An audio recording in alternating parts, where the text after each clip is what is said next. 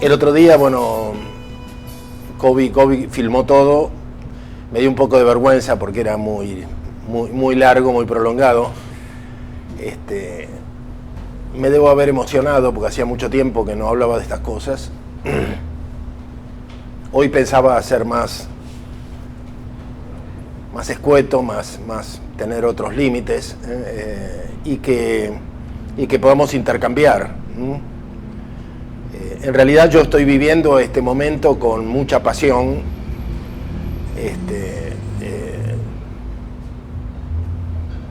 Recién hablaba con algunos compañeros con el compañero de los terribles efectos del cambio climático que nosotros hemos predicho, hemos anunciado durante tantos años y que lo vimos venir y que no pudimos evitarlo porque la dirigencia, no solamente argentina, sino mundial,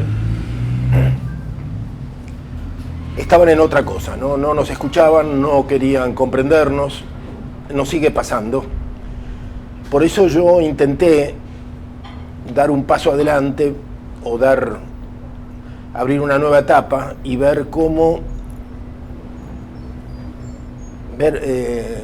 intentar de encontrar otras herramientas que nos permitan horadar este búnker mental que tienen, ¿no? Yo le proponía a algunos amigos, tendríamos que inventar algún tipo de chip, de virus que les afecte el chip mental de la modernidad que tiene la dirigencia pretendidamente popular de la Argentina, ¿no? Quiero creer que existe ese virus. Hay cosas elementales como que yo sé que no pueden considerar la posibilidad de trabajar con una computadora de última generación y a la vez amasar el pan en la casa. Y esto es pensamiento mágico. O sea, ellos piensan que si amasan el pan, en algún aspecto van a involucionar. Ellos piensan que si trabajan en tecnología no pueden hacer la huerta, no pueden tener un limonero en la vereda. Esto es pensamiento mágico. Lamentablemente no hemos sabido cómo remover esto, ¿no?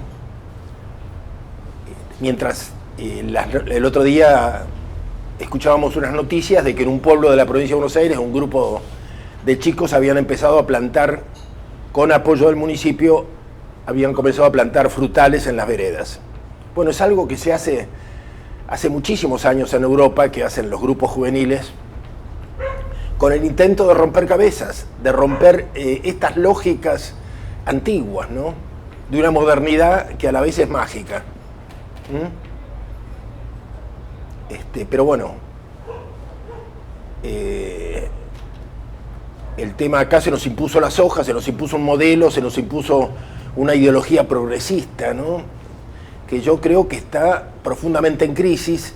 Me asombra que haya mucha gente impermeable a la crisis, ¿no?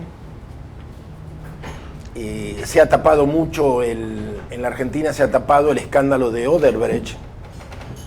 Pero hoy a la mañana yo estaba viendo algunos de los últimos videos que circulan en Brasil, donde Odebrecht, papá, pensemos que el hijo está hace 2 años preso. Y entonces ellos quieren hablar porque sienten que es injusto que los empresarios estén presos y los políticos no. Y lo dice claramente, dice: ustedes me están juzgando por situaciones que ahora la prensa lo toma como una aberración, situaciones que asombran. Dice, pero que hace 30 años que las hace todo el mundo, que eran habituales, que era normal. O sea, coimear era normal. O sea, Lula lo llamaba por teléfono y le decía: necesito tal cosa. Bueno, entonces ya tenían un lugar de encuentro donde los ejecutivos de Odebrecht y los dirigentes del PT se encontraban y negociaban las cifras. En un momento dado, dice, yo lo llamé a Lula, está hablando de un momento en que Lula todavía no era presidente, pero sigue hablando. Cuando Lula es presidente lo llama y le dice: tu gente se han transformado de yacaré a cocodrilo. Dice, te pido que les reclames que minimicen sus demandas. Y yo voy a retar a mis ejecutivos para que no sean tan tacaños. O sea, ustedes y nosotros pongámosles límites. O sea, lo estaban mangueando de una manera desaforada. Durante 30 años esto fue lo normal. Y ahora el hombre se siente sorprendido y engañado porque ha pasado a ser la figura criminal de Brasil, ¿no? Pero bueno, al margen de estas anécdotas, lo que pesa es la experiencia del PT y del lulismo está siendo profundamente afectada. A mí me cuesta creer que no afecte más a la Argentina esto, porque hemos vivido en los últimos 20 años una admiración irrestricta hacia Lula, de parte de los sectores de la izquierda argentina, ¿no? Yo por lo menos recuerdo cuando militaba en la CTA que Lula era el Santo Padre, era el que estaba mostrando un camino, y el sueño de Víctor de Llenaro y de otros era construir algo parecido al PT en la Argentina. Es más, hay un diputado que se llama Toti Flores, que era dirigente villero, al cual algunos ojeros públicamente lo mencionaron como el Lula argentino.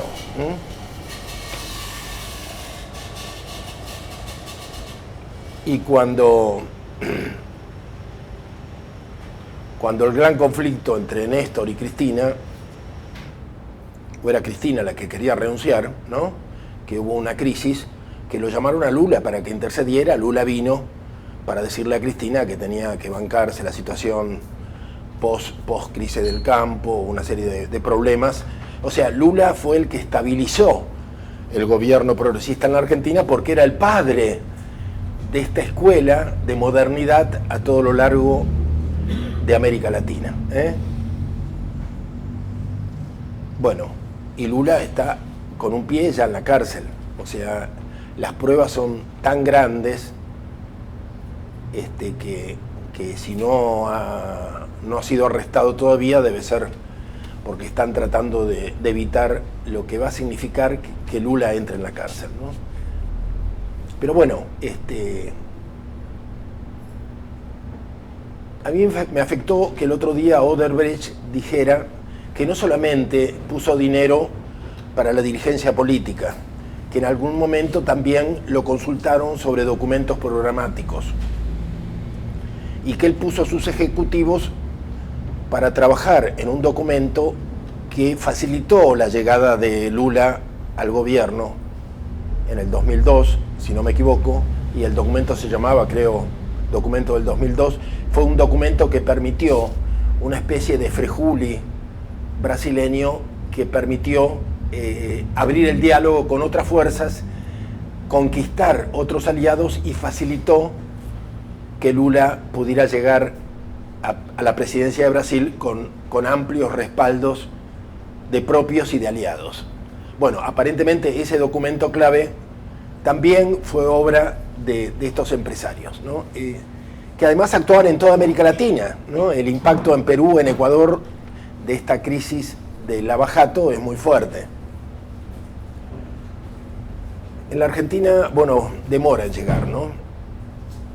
Pero yo creo que habría que anticiparse un poco a lo que está pasando. Esto de alguna manera prueba lo que uno ve en el mundo. En el mundo hay una crisis profunda del marxismo. Yo ya lo dije, esto como, por lo menos del marxismo como un instrumento operativo del plano estratégico, ideológico de las organizaciones. Ya se nota que no sirve. Está profundamente cuestionado por muchos intelectuales, ¿no? Por muchos intelectuales europeos que lo cuestionan como un instrumento válido. porque está cada vez más quedando pegado al capitalismo, ¿no? Mencionábamos el otro día lo de García Lineras, que dice el comunismo es posible, pero recién cuando haya una decisión de muchos países del globo de pasar al comunismo. Mientras tanto, no tenemos otra opción que hacer pequeños arreglos y seguir jugando con las reglas del capitalismo. O sea, lo está diciendo él, ¿no? ¿Y cuándo va a ser ese momento de pasar al comunismo? Bueno, ahí entramos en el plano de la utopía, totalmente, ¿no? Mientras tanto, la izquierda es parte del capitalismo. Y lo que pasa es que muchos no queremos eso, ¿no? Queremos empezar construcciones convivenciales en pequeña escala, donde podamos, o por lo menos empezar a hablar, empezar a insuflar un espíritu distinto, porque estamos cansados del consumo, del individualismo, del envilecimiento de la sociedad, de cómo se la ha machacado psíquicamente a la sociedad. La gente está entontecida por un proceso de televisión basura, de comida basura, de contaminación, de aceleración y fomento de las grietas o de las contradicciones. En las últimas semanas es alevoso el modo en que se ve que el macrismo busca polarizar con Cristina, ¿no? Y eso nos deja a todos mal porque no sabemos a qué se debe, si es una inteligencia operativa, o como decía el otro día Julio Bárbaro, puede que haya buenas intenciones en algunos, pero la tendencia que siempre se impone la tendencia más fácil es la de polarizar con Cristina. Bueno, esto sería una interpretación bondadosa. Puede haber una inteligencia perversa también, yo creo que la debe haber. Sobre todo porque cierra todo camino a construir una alternativa. Estamos en el caso de Chile, ¿no? Del fracaso de, ¿cómo se llamaba el presidente? Piñera. De Piñera volver a Bachelet, ¿no? El tema entonces era, a mí me parece que tendríamos que empezar a imaginar formas de actuar. Yo no sé si ese virus existe, pero si le pudiéramos meter un virus a algunos dirigentes en la cabeza, sería bueno, ¿no? Durante 20 años alenté la esperanza de los cambios parciales y localizados y crecientes, no los niego. Es impresionante la cantidad de chicos que se han ido al campo, que están viviendo de otra manera, es impresionante, por todas partes. Alguna vez yo llegué a Marcos Paz y éramos 3 o 4, que no teníamos idea de cómo se hacía. Me acuerdo pintando casas viejas con cal, haciendo los primeros bancales. Aprendimos en la práctica. No hacíamos un curso de huerta, nos improvisábamos tratando de sintonizar con la naturaleza, ¿no? Hoy en Marcos Paz debe haber 300, como los hay en el Bolsón, como hay en San Marcos Sierra, como hay en cada pueblo de Córdoba. Hay cientos y cientos de familias jóvenes que están viviendo de otra manera. Ahora, eso no se traduce políticamente. Y si somos un poco impacientes, como soy yo, digo, bueno, ese es un camino que necesita 20 años más, ¿no? Quizá, es una opinión. Sin invalidar ese camino, sin contradecirlo, podemos encontrar otros caminos. Yo creo que sí, pero tendríamos que elaborar propuestas, ¿no? Elaborar ideas juntos, ver qué hacer. La idea es armar redes de rebeldes, que digamos, basta, este país no merece vivir como vivimos. No merece, en caso de que fracase Macri, tener que regresar al fracaso anterior, porque ni siquiera tenemos otra opción. ¿Cómo puede ser, no? Es decir, porque además estamos Hoy me mandaron la fotografía de Verónica Magarios haciéndose cargo del Metrobús en La Matanza, del Metrobús de Macri. Es la farsa total, ¿no? Las ambulancias de Igi, ¿no? Con el nombre de él. Y ahora Verónica Magarios también saca patrulleros con el nombre de ella. Vivimos en la farsa, ¿no? O sea que cada mañana es doloroso despertarse, escuchar la radio, leer los diarios y enterarse de nuevas situaciones que nos avergüenzan, ¿no?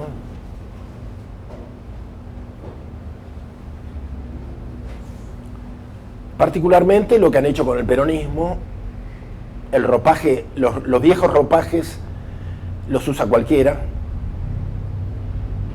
No hay escrúpulos, ¿no? Supongo que en la izquierda pasa lo mismo. Los ropajes los usa cualquiera, y en la gente ya no hay indignación, ¿no? Particularmente en mi generación, ya no sé en quién creer, me cuesta construir un diálogo.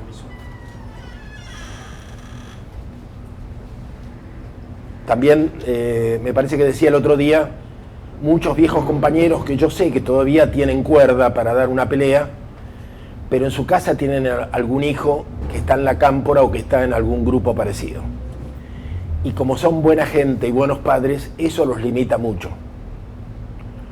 Ahora, ¿por qué los pibes se engancharon en esto? No lo sé. ¿Por qué soportan el ridículo de andar con picos en una zona inundada, como lo vimos el otro día? ¿Dónde fue? En que lo vimos en Comodoro Rivadavia. Bueno, pero hace un año o más pasó lo mismo en La Matanza.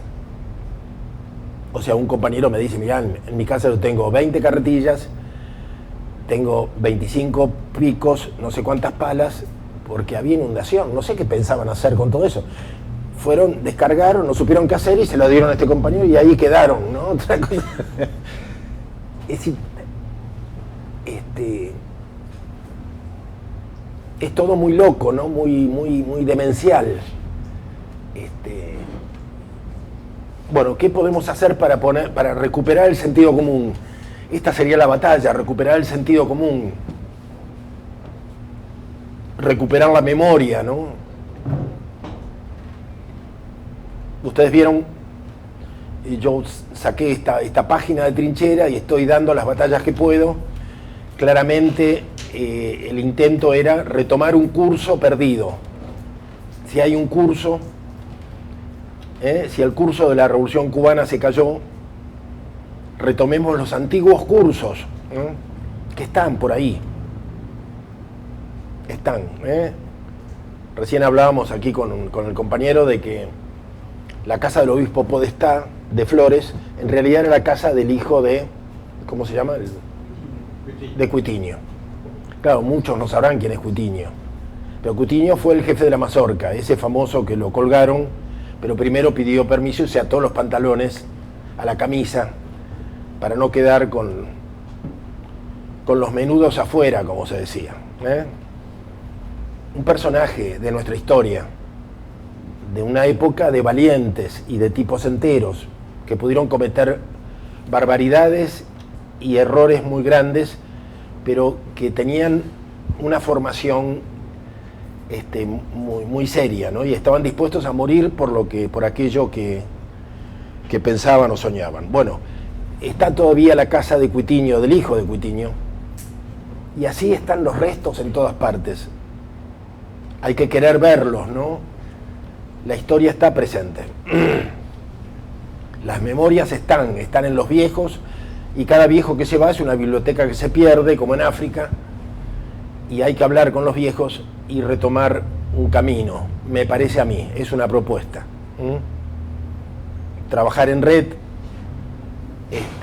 y tratar de crear este virus informático, ideológico, que penetre en la cabeza de los que están, iba a decir los muertos vivos, pero bueno, algún tipo de problema tienen realmente. para creer como creen en un gobierno como fue el gobierno progresista, ¿no? Y que está quedando al descubierto cada día más como un gobierno de relatos y simulacros por una parte y de entrega por la otra, ¿no? Yo creo que los componentes de la memoria y de la realidad son muchos. Nadie tiene la verdad está en pedazos, hay que hablar, hay que tratar de reconstruir. Por ejemplo, yo ayer lo llamé a un autor que les recomiendo, a mí me parece que es un pedazo que necesitamos y se lo dije. Este muchacho se llama Bruno Napoli y hace muchos años que se dedica a estudiar cómo todas las reglamentaciones que fijó la dictadura militar bajo el asesoramiento de los bancos, o sea que las hizo a través de Martínez de Oz, han permanecido exactamente igual hasta el día de hoy. O sea que Macri dice, necesitamos inversores, convence a alguien para que invierta aquí. El modo en que invierte lo decidió Martínez de Oz. El modo en que los bancos se consolidan, se dividen, se asocian, todo está decidido por Martínez de Oz. Todavía no puede ser una distracción. No es una distracción, es una distracción en nosotros que no lo supimos. La democracia ocultó entonces una estrategia de inteligencia militar contrainsurgente. A mí me parece que esto es fundamental entenderlo. No te puedo atender ahora, Bernardo.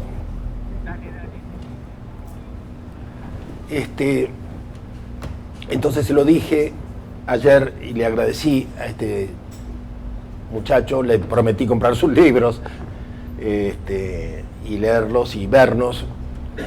Y así estoy tratando de, me parece a mí que hay que recomponer pedazos de una realidad a la que habría que poner en evidencia, ¿se entiende?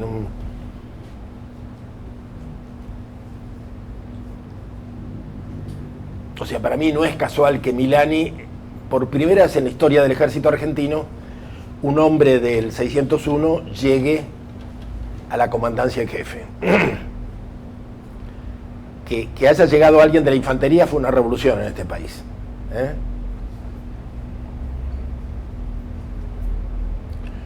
Cuando Hitler revolucionó la guerra con las primeras operaciones relámpagos de blindados sobre ¿se acuerdan? Sobre la antigua trinchera, ¿cómo se llama? La que hicieron los franceses, que no sirvió de nada. Maginot. La línea Maginot. Bueno, les pasó por ahí, bueno, pasó por el otro costado, creo. En Londres todavía los que tenían el poder de las Fuerzas Armadas era la caballería. Cuando Hitler demuestra la validez de los blindados, ellos empiezan a pensar en tener sus propios blindados. Y fíjense que no es casualidad, le ponen caballería blindada. O sea, se respetaban las antiguas, los antiguos méritos de la caballería. Y así era en el ejército argentino también. La caballería era la élite. No cualquiera entraba a la caballería. Había que tener un apellido que lo permitiera. Entonces, que llegue gente de la infantería fue un cambio brutal. Nunca había llegado nadie de la inteligencia.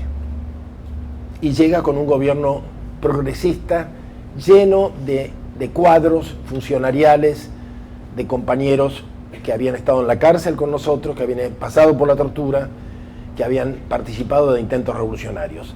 Es llamativo, es fuerte, es muy fuerte. Es que el asesor sindical de Cristina era uno del 601.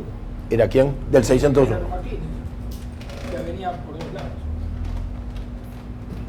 Es que hay cosas que son increíbles. El que entra a EVE con un carrito en el despacho Vaticano es del 601. La foto, hubo gente que lo reconocía, bueno, están en todas partes. están en todas partes y hay que aprender la lucha política con ellos de por medio, ¿no? A tal punto, yo lo he dicho alguna vez, me gusta, en la medida en que me apasiona hacer análisis político y tratar de interpretar la realidad, trato de leer gente que sepa. Y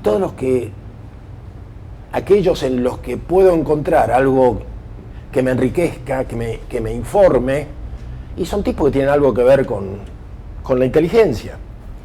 Entonces alguno puede criticar que yo lo lea a Pañi, pero bueno, pero es que los demás hablan tonteras. Pañi sabe de lo que habla, ¿no? ¿Se entiende?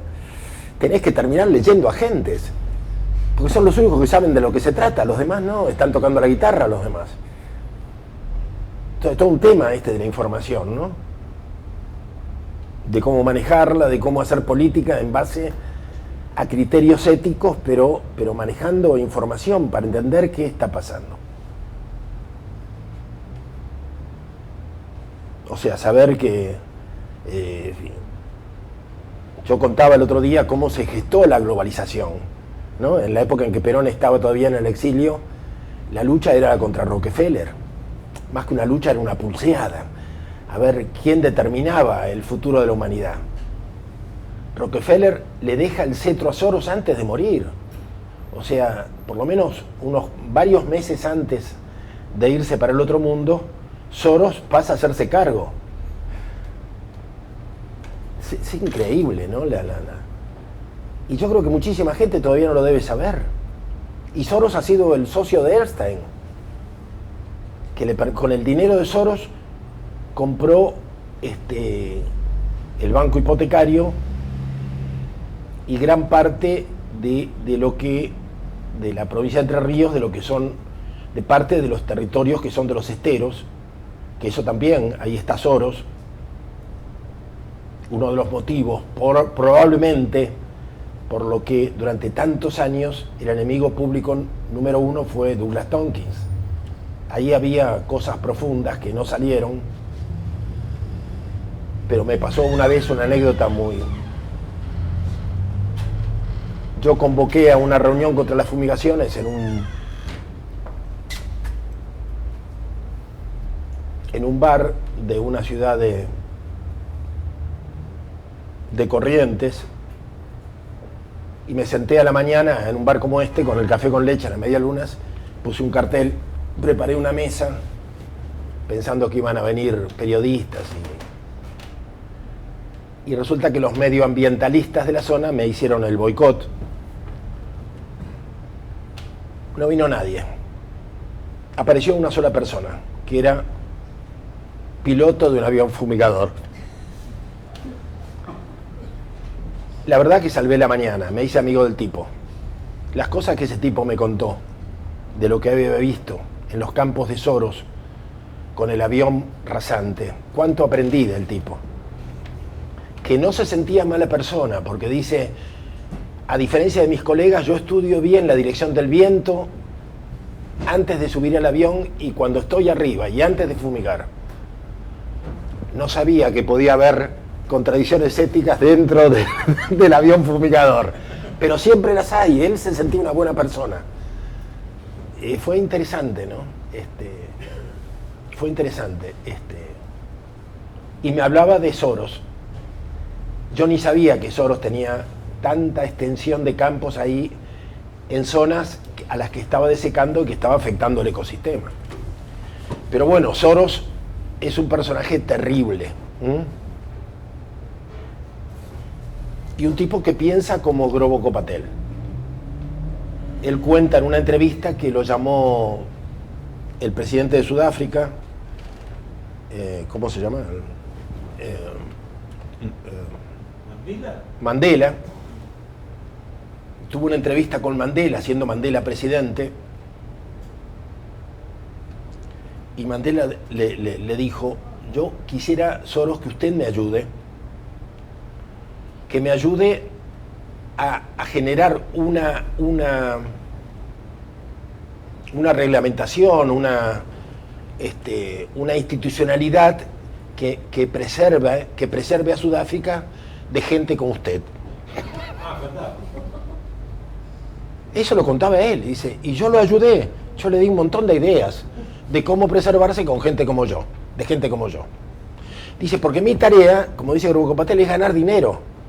La tarea del Estado es preservarse de gente como yo. Entonces el periodista le dice, pero usted no encuentra contradicción ética en lo que está diciendo. No, dice, porque si no lo hago yo, lo hace otro. Entonces él se salvó de los nazis porque ayudaba a cargar cadáveres y a cremarlos. Pero él dice, bueno, pero me salvé. Si no lo hacía yo, lo hacía otro. Alguien lo iba a hacer. Mejor que lo hiciera yo. Y a mí me parece bien asesorar a Sudáfrica para que se defiendan de gente como yo. Bueno, en fin, es lo que dice Groboco Patel. El empresario tiene que ganar dinero como sea. El Estado tiene que nos tiene que poner límites. El problema dice que el Estado no me pone límites. Entonces yo fumigo las escuelas. Fumigo todo, el campo y las escuelas. Bueno, es muy aberrante, ¿no? Pero este es el mundo ético en el que nos movemos, ¿no? Bueno, pero el problema es él o somos nosotros que no podemos agruparnos para defendernos de eso. Para mí ese es el problema, que nosotros no sabemos defendernos de eso. No, somos nosotros, claro, pero me parece importante entenderlo y reflexionar, ¿viste? Porque si no, nosotros... Yo a veces he puesto unos escritos de Prado Esteban, que es una feminista española, muy cuestionada porque es antiestatalista, ¿no? Y en general el feminismo tiende a ser bastante estatalista, por lo menos en España, ¿no? Y yo la valoro mucho y ella dice que muchas de las estrategias de la izquierda en realidad sirven al capitalismo, ¿no? Y digamos porque están mal enfocadas. Entonces un caso sería el de ponerle límites a las fumigaciones, ¿no? En varias oportunidades que hubo municipios que aceptaron la presión de los vecinos y dijeron de 500 metros u 800 metros a partir de la última calle de la ciudad no se puede fumigar, ¿no? Y queda...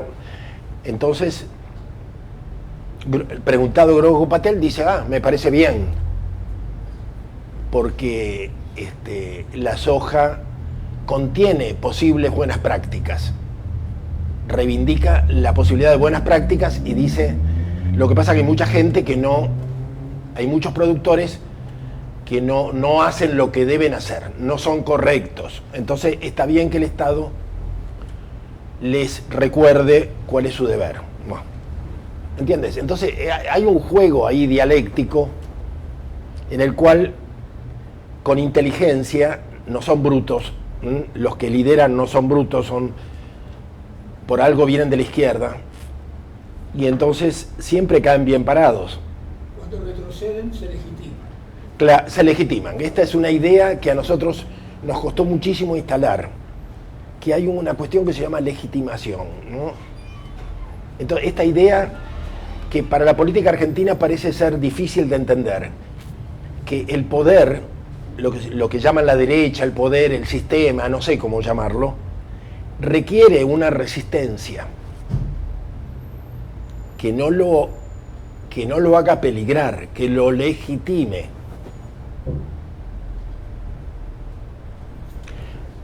Alguien decía, ¿por qué la izquierda en la Argentina no se propone tomar el poder, sino que se convirtió en una izquierda cortacalles?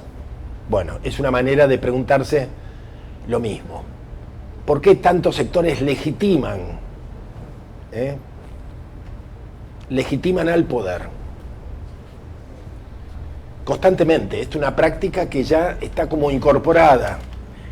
Y cuando uno lo cuestiona, es como que no te escuchan o no entienden.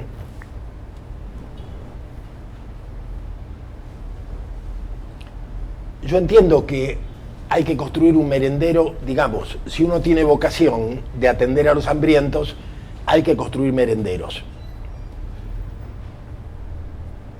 Para la gente expulsada del campo, que en la ciudad no tiene laburo ni lo va a tener, porque la Argentina de la soja no es para 40 millones, sino apenas a lo sumo para 20, entonces sobra mucha gente en la Argentina. Y esa gente o muere de hambre o vive miserablemente con un plan. No tiene otra perspectiva. Pensar que tiene otra perspectiva es engañarse. Habría que cambiar el sistema. Pero bueno, no quieren cambiar el sistema, nadie se lo propone. Entonces yo entiendo que haya vocación de darle de comer a los hambrientos y construir un merendero.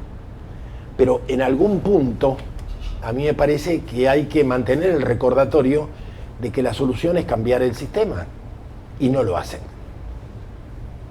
Entonces, cuando esa gente que construye merenderos o da luchas parciales,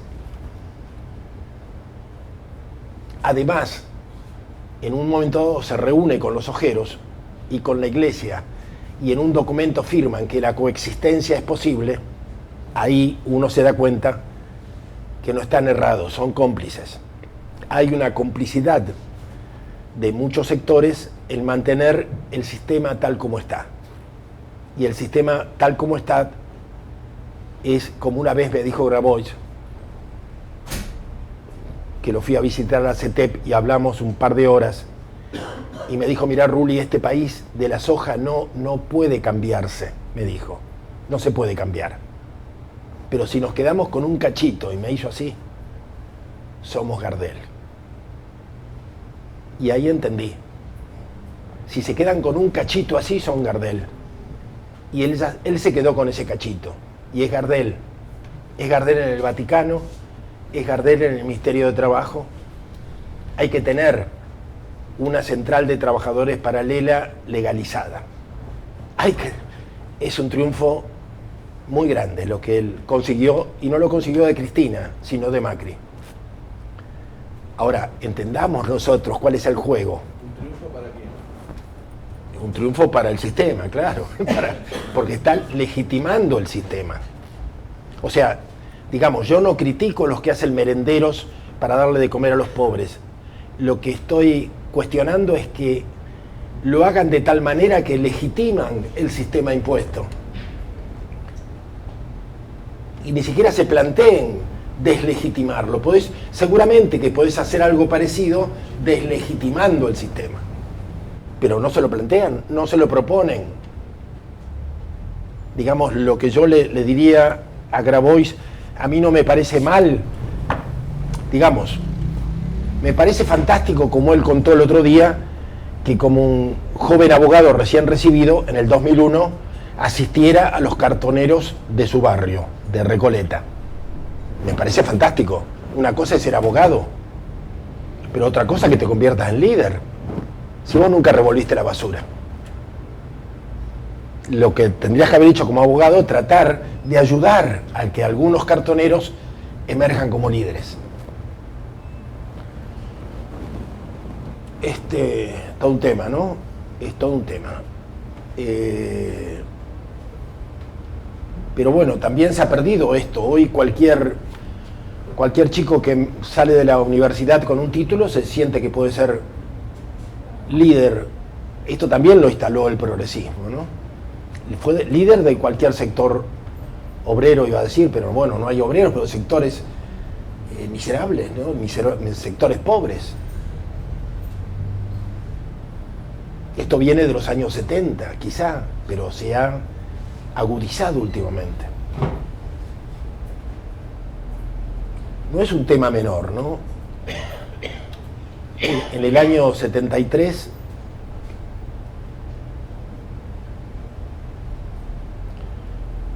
yo era uno de los que conducía a la Juventud Peronista en La Matanza.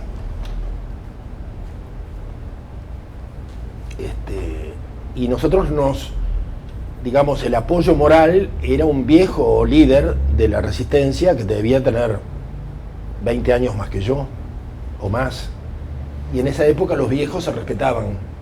Y era un hombre que había pasado por la tortura, un albañil, vivía en una casa prefabricada.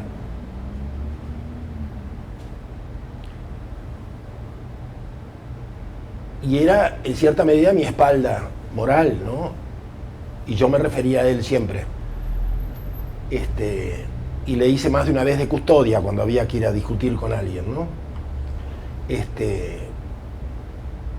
Pero cuando llegó el 73 yo dije, es la hora nuestra. hagamos la revolución. Lo menos que pensaba era salir por Castelar y Aedo con todas esas máquinas, esos negocios de máquinas y dejar el estropicio, ¿no? Como para empezar a romper una sociedad viciosa, pero por supuesto no estaban de acuerdo. Y los viejos peronistas dijeron: no, Rulli, es el momento de gobernar. Paremos la mano, esperemos a ver qué hace Cámpora, qué hace Perón, esperemos. Y yo le decía: no hay que esperar, hay que salir a la calle y crear las situaciones, porque el peronismo es rebeldía. Y me dijeron: no. Y yo no le peleé la conducción a esa gente. Y hoy no sé si hice bien. Desde el punto de vista ético sí, porque era la escuela en que me habían formado. Yo no podía cuestionar a alguien mayor que yo. El resultado es que está la hija de Magarios, a los que habíamos corrido de la matanza, el mismo que negoció el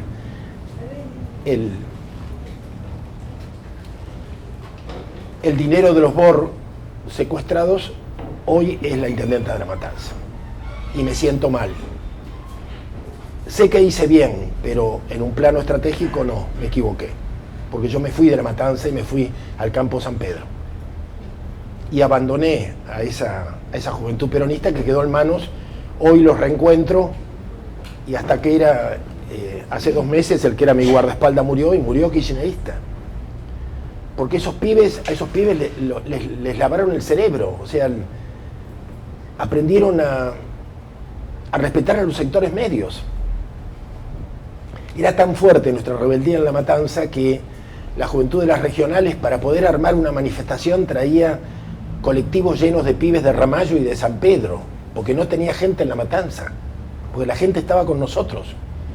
Y nosotros les pusimos el mote de paracaidistas a todos los pequeños burgueses. Y era una manera de alentar el clasismo, porque la invasión de clase media era imparable. Pero eran centenares que llegaban de la universidad. No había manera de pararlos. Entonces yo traté de desatar el encono de clase, porque no tenía, apelaba a armas ligeramente sucias, digamos, ¿no?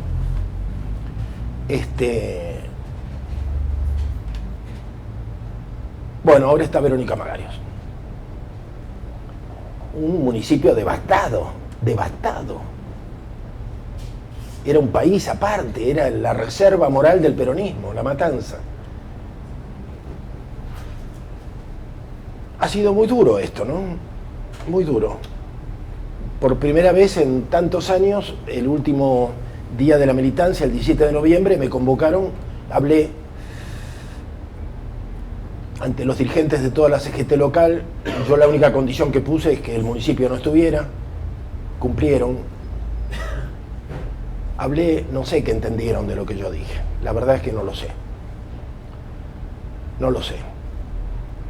Porque me aplaudieron los mismos que hasta ayer estaban aplaudiendo a Cristina y a Guillermo Moreno. Entonces llega un momento en que ya no entiendo qué es lo que entienden los demás. Porque se da mucho esto, ¿no? De que hay una confusión tan profunda y un disloque tan grande que pueden aplaudir lo blanco y lo negro a la vez, ¿no? Pero bueno, ahí es donde me parece que tenemos que trabajar con estos virus informáticos, con el boca a boca, no sé. Hablemos un poco, me gustaría escucharlos a ustedes también. En función del peronismo y en función del país, de qué hacer, ¿no? De cómo reconstruir al pueblo. Un pueblo que ha perdido el sentimiento de clase, no hay sentimiento de clase, ¿no? No hay sentimiento de rebeldía. Se han perdido las memorias. La gente cree que el peronismo nació con Forja y con Jaureche. Bueno, es lo que nos han inculcado, ¿eh? Martín Caparrós cuenta la historia del peronismo. Bueno, estamos jodidos realmente. O nos la cuenta Feynman, estamos re jodidos realmente. Claro.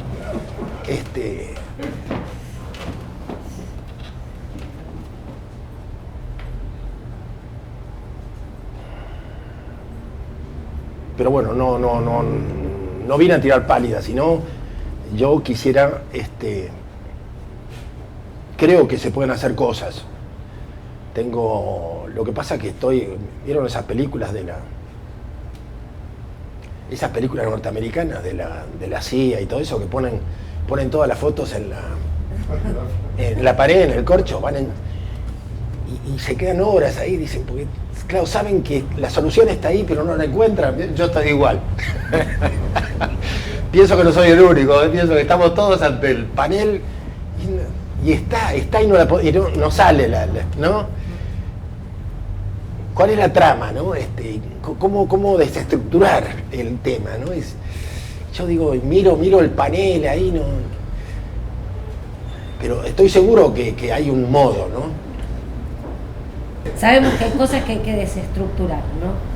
Y que nos han hecho mucho daño. Sí. Yo lo digo como militante, como militante activo, ¿no? Permanente. Que me siento con esa angustia de cómo hago para desestructurar esto, porque me doy cuenta que haces una propuesta e intentás avanzar y quedan ahí. O sea, como que hay una parálisis, un miedo, y también jamás se estructuró lo que podemos llamar los punteros, ¿no? Que se los metieron en las organizaciones sociales, siguen siendo las mismas lacras de siempre, rompiéndoles la cabeza a las bases, usándolos, son patrones de estancia con el látigo dándole a los compañeros de las bases, que no les han dado formación, no les han cambiado la cabeza, no les dicen cómo. Eso es terrible, porque tuvimos tiempo de desestructurarlo y de hacerlo mucho mejor. Y duele muchísimo, porque aparte nos llevó a este punto que estamos hoy, ¿no? Todo eso nos llevó a este punto y cada vez vamos peor. El tema es cómo nos empezamos a unir un poco, los que empezamos a despertar. Prado Esteban, que usted mencionó. ¿Cómo? Más fuerte. Prado Esteban, que usted mencionó, Prado Esteban Diezma, habla de la posibilidad de pensar un mundo sin Estado. Y responsabiliza directamente al Estado como el principal desarticulador de los poderes populares, digamos. Bueno, habla especialmente de España, ¿no? Bueno, pero la propuesta de llegar a sin Estado hoy, que yo haya visto, ella no lo plantea ni en lo inmediato ni en lo inmediato. No, en lo inmediato no, ni en lo inmediato tampoco. No, claro, por eso es. Es decir, en principio lo que hay es una crítica que a mí me parece muy trasladable a la dependencia a lo estatal. ¿Se entiende? O sea que yo lo comenté días pasados aquí cuando estuve hace 15 días, que lo vi en Chiapas. O sea, el zapatismo a su gente de los caracoles les exige basarse en las propias fuerzas. Me recuerda mucho al primer Mao Zedong. Y el gobierno, a través de la izquierda, no del PRI derecha, no, de la izquierda, propone planes, subsidios, regalar vacas, caballos, lo que se necesite. Entonces, alienta la dependencia, igual que en la Argentina, ¿no? La gente, hoy un compañero que no vino me hablaba de los problemas que tiene con sus parientes en un pueblo perdido de Santiago del Estero, pero un pueblo, yo me enteré que existía a través de él, pero no, es un pueblo de algunas centenares de personas, donde nadie ha trabajado hace muchísimos años. En el campo ya no vive nadie.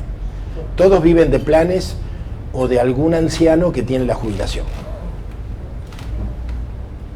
Pero el envejecimiento es tan grande que él tuvo que traer a la abuela, porque llamaban los vecinos a Buenos Aires a decirle: señora, su mamá está abandonada, porque le había dado el permiso a la hija para que le cobrara la jubilación, y una vez que cobraban no aparecían más. Y entonces su madre está sola, no tiene, está comiendo porque le llevamos comida, no tiene remedios, y se tenían que ir de Buenos Aires a asistir a la anciana. ¿Te das cuenta? El grado de envilecimiento que se ha producido en los últimos 20 años en la Argentina es pavoroso. Estoy hablando de Santiago del Estero, que era la cuna cultural de la Argentina, que era un lugar de pensamiento recóndito donde uno ponía esperanzas, porque uno decía, ahí está el corazón de la patria, ¿no? Terrible. Es terrible, ¿no? Hemos visto en Venezuela, he visto el otro día un video en pleno campo, la gente cortando la ruta, reclamando comida, arroz y frijoles. Nadie planta nada. ¿Qué nos ha pasado con...? Personalmente no sé, permiso. En mi opinión creo que es importante que veamos cómo el neoliberalismo, que lleva décadas de gestación, Sí. se ha convertido en una estructura muy sólida. ¿Ha conocido? Se ha convertido en una estructura muy sólida, gestada por los grandes cerebros que en Estados Unidos tienen millones de personas preparadas para manejar el mundo, y las mejores universidades para ellos. Son una estructura que no depende de las personas. O sea, si no fuera Macri, hay cientos detrás del que lo pueden reemplazar. Mientras que toda esta posible oposición tan dispersa, como si no tiene un líder, no existe. Solamente con líderes, y los líderes que pertenecen al sistema, de una manera o de otra, aunque se opongan, ese populismo capitalista, que maldice a las corporaciones y los bancos es público y arregla con ellos detrás. Pero creo que el problema que tenemos es enfrentar una superestructura gestada desde hace muchas décadas contra una estructura que nos ha desestructurado en lo más básico. Pero si no entendemos cómo es el enemigo, estamos perdidos. Tenemos que entenderlo profundamente. Y creo que eso nos falta mucho. Creo que nos falta primero identificar realmente qué es el enemigo, después cómo trabaja, cómo se estructuró, qué hace para que nosotros estemos totalmente desestructurados, que perdamos todos los valores y se naturalicen otros no valores, o sea, contravalores se naturalizan. Creo que hay un tema que para mí es muy importante poder analizar, porque si no es imposible conocer a ese enemigo que se constituyó de tal manera que nos encuentra sorprendidos por cada maniobra que hace y nos quedamos azorados por el paso siguiente, y mientras seguimos azorados ya dieron 5 pasos más. Sí. Jorge. No, pero entonces, a ver, Sí, a ver, yo quería... entonces, no, yo siento que vamos por un buen camino. Digamos, acordemos cuáles son los caminos. Tratar de entender al enemigo y a la situación, bueno, en eso estamos. Sí. Yo creo, Jorge, ¿me permites? Sí. Yo creo que el tema me parece de visualizar el enemigo, eso creo que tiene un comienzo a partir de llamar las cosas por su nombre. Claro. Me parece que hay una equivocación, digo, en el lenguaje por ahí en general, cuando uno determina de lo que sucedió del 76 al 82 o al 83, que fue una dictadura. Yo creo que no fue una dictadura. Yo creo que lo que ocurrió realmente en Argentina fue un genocidio. A partir de ahí me parece que vamos a poder empezar a hablar. Y que también lo que se consiguió en el año 83 no fue una democracia. ¿No? No te la regaste, ¿no? La democracia creo que se consigue, se progresa. Si esta es la democracia, bueno, no sirve de nada. Yo lo que creo que realmente hubo acá fue una apertura política del sistema. Claro. Agarró y dijo, bueno, vamos a darle algo que no tienen estas personas acá en la Argentina, que es el tema de los partidos políticos.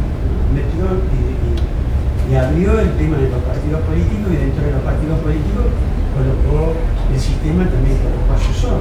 Claro. Esto es una cosa, como me parece, muy importante, sin perder de vista, siempre con la misma idea de la teoría de los dos demonios, que nunca dejó, ni hoy tampoco dejó de estar. Hoy la pueden llamar grieta, o no sé cómo la pueden llamar, pero como que es más o menos la misma cosa. Después hubo un personero en esto de los partidos políticos que se encargó de pudrir la cosa terriblemente a través de la plata. través del dinero, que fue Kirchner, ¿no? Néstor Kirchner, ¿no? Dio todo, puso plata por todos lados, plata en la madre de Plaza de Mayo, en la abuela de Plaza de Mayo, en la juventud, en los funcionarios, todo este tipo de cosas.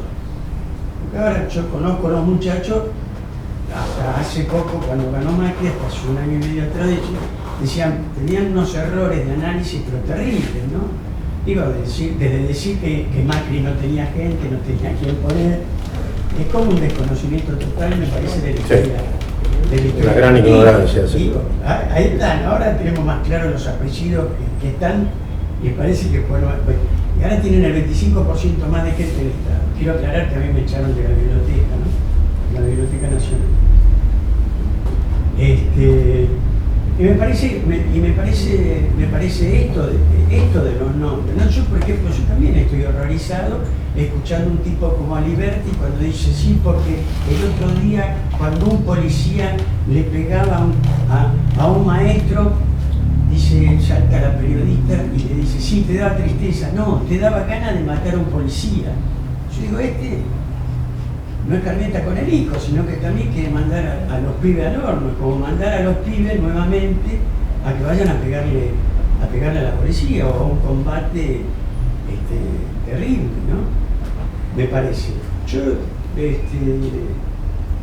lo que creo es que hoy, por ejemplo, hoy va Macri como que le va sacando 50 cuerpos de ventaja a este populismo o a este infantilismo. Para mí es un infantilismo revolucionario, ¿no?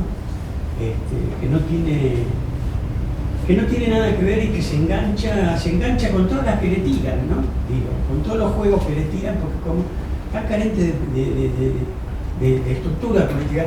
Hay una cosa interesante que me gustaría decir, que quiero pasar la publicidad porque hay más de una persona y de dos, y quería que se sepa. Pues una vez le pregunté, o una vez hablando con Horacio González, les quiero comentar que que militaba, él es uno de los famosos paracaidistas que cayó en el barrio de Flores en el año 72, ¿no? Y claro, muy mal denunció a toda la barra que ya estaba establecida en el barrio como Juventud Peronista. Pero Horacio González me dice, qué jodido que está este país, la derecha es terrible. Yo le dije, mira, no, está loco este. ¿Cómo me está diciendo esto a mí? Qué jodido que es la derecha. No sé, si yo vengo de la maternidad Sardá, no vengo de la otra. Eso por un lado. Por el otro lado me dice que, bueno, que hasta que esto es lo macho. Digo, en respuesta por ahí a una pregunta que vos tirabas, ¿no? Que vos dijiste en un momento, Horacio decía que esto era hasta lo máximo que se podía dar. Este era el máximo de conciencia política, una cosa que me pareció de terror, ¿no? Entonces esto es lo que se puede, hasta acá se puede hacer, ¿no? Eso quería un poco agregar, ¿no? Sí. A ver, bueno, retomando, a mí me parece que algunos objetivos están, digamos, tratar de comprender la realidad política, ¿no? Entender la realidad política, ¿qué está pasando? Todo lo que hablamos el otro día de la oligarquía, de la vieja oligarquía vacuna, la nueva oligarquía sionista, tratar de entender lo que está pasando y cómo nos han engañado, ¿no? Pero también me parece que, además de denunciarlos, me parece que hoy día, dada la destrucción del espíritu argentino, del ánimo de la gente, habría que pensar en un tipo de reconstrucción personal de cada uno, demandar del militante una reconstrucción personal. Que esto implica una conducta, implica persuadirse de que uno puede hacer cosas, que no necesita estar en una organización para hacer cosas. Y cosas hoy puede implicar alzar la voz en medio de un acto o ir a intentar bañarse en Edenor llevando las hojotas y la toalla. A mí me pareció fantástico. Digo, ojalá haya 1 millón de tipos que se les ocurran boludeces como esta, porque con 1 millón de boludeces hacemos la revolución, ¿no?